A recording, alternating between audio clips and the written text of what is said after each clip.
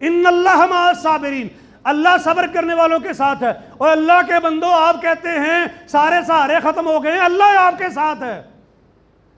کون ساتھ ہے؟ پھر بھی تنہا محسوس کرتے ہیں،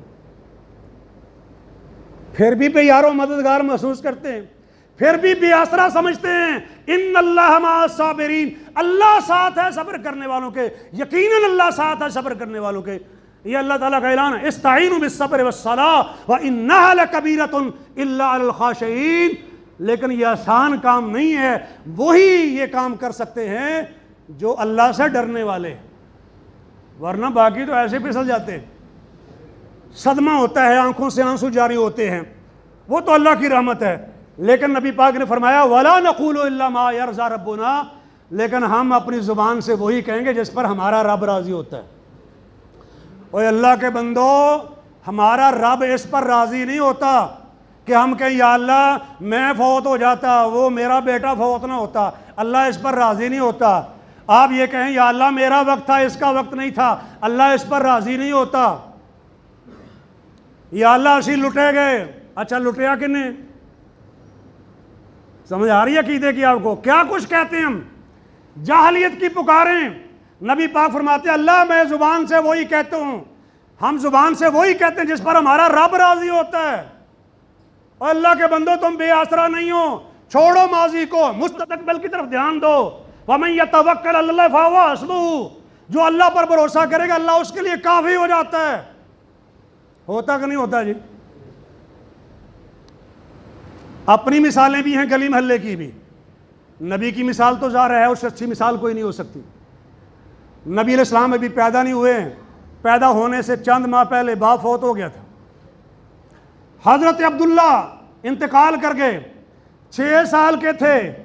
والدہ محترمہ حضرت آمنہ بھی وفات پا گئی، 8 سال کے تھے۔ کفالت کرنے والا دادا بھی فوت ہو گیا۔ پھر چچا حضرت ابو طالب نے کفالت فرمائی، دست شفقت رکھا۔ یہ سارے نشیب و فراز دیکھے ہمارے پیغمبر نے جب دنیا سے گئے تو مال و دولت جمع نہیں تھا، اپنی زرع اناج کے عوض میں گروی رکھی ہوئی تھی، اور یہ سارے نشیب و فراز زندگی میں دیکھے۔ اور جب کافروں نے کہا کہ محمد کو اس کے رب نے چھوڑ دیے، اللہ نے سورۃ والضحیٰ نازل کی، الم یجدک یتیما فآویٰ، اے نبی کیا آپ یتیم نہیں تھے، پھر اس نے آپ کو ٹھکانہ دیا۔ والضحیٰ واللیل اذا سجی ما ودعک ربک وما قلی وللآخرۃ خیر لک من الاولی ولسوف یعطیک ربک فترضی، الم یجدک یتیما فآویٰ، آپ یتیم نہیں تھے پھر اس نے آپ کو ٹھکانہ دیا۔ مسلمانوں، جو تمہارے پیغمبر کو ٹھکانہ دے سکتا ہے وہ تمہیں نہیں دے سکتا، تمہارے باپ کے فوت ہونے پر تمہیں ٹھکانہ نہیں دے سکتا، تمہاری ماں کے مرنے پر تمہیں ٹھکانہ نہیں دے سکتا۔ اللہ تو وہی ہے، زندہ جاوید ہے، حی القیوم ہے، ازل سے ہے، ابد تک رہے گا۔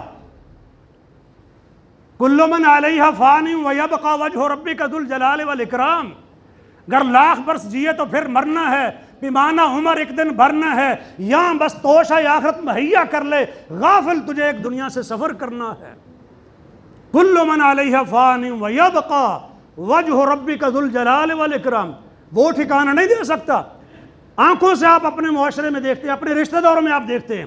میں صرف ایک مثال دے دیتا ہوں، باقی آپ اپنے قرب و جوار کے معاشرے میں دیکھ لیجئے۔ ایک عورت فوت ہوئی جس کی 3 بیٹی ہیں، 2 بیٹے۔ جب فوت ہوئی اس کی بڑی بیٹی 18 سال کی تھی اور بڑا بیٹا 12-13 سال کا تھا، اور ماں کے فوت ہونے پر گھر سے نکل گیا، 3-4 دن تک گھر نہیں آیا صدمے کی وجہ سے، ماں مر گئی ہے۔ اب وہ آدمی جو 12-13 سال کا تھا، جو گھر سے نکل گیا تھا کہ ماں مر گئی ہے، کیا کروں، صبر نہیں آتا۔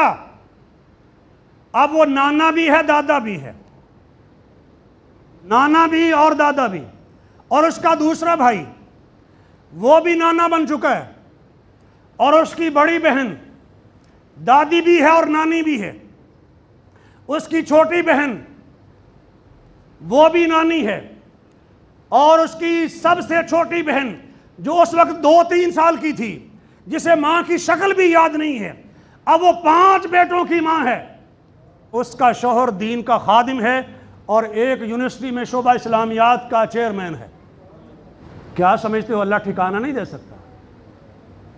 اس کے سینے میں بھی اللہ نے قرآن رکھا، چونکہ ماں فوت ہو گئی ہے تو چھوٹی بیٹی ہے، اس کو قرآن حفظ کروا دیتے ہیں۔ کیا آپ سمجھتے ہیں کہ بے اثر ہے کوئی؟ اللہ زندہ ہے، زندہ رہے گا۔